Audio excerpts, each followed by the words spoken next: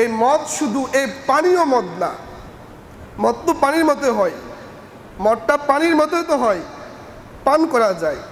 এই মদ শুধু পানীয় মদ না, এই মদের মধ্যে ট্যাবলেট সম্পৃক্ত, এই মদের মধ্যে পেনসিডিল সম্পৃক্ত, এই মদের মধ্যে হিরোইন সম্পৃক্ত, এই মদের মধ্যে ইয়াবা সম্পৃক্ত।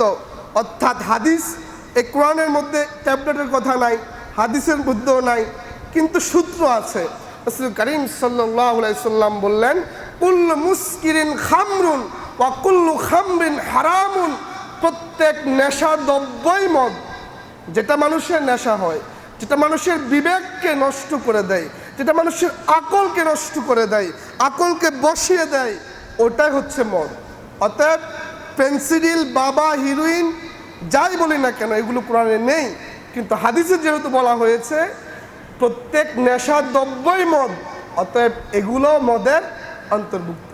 মদ খেলে যেভাবে মাথা মস্তিষ্ক বসে যায়, মেধা বসে যায়, আকল নষ্ট হয়ে যায়, পেনসিডিল সেবন করলেও একই কাজ হয়।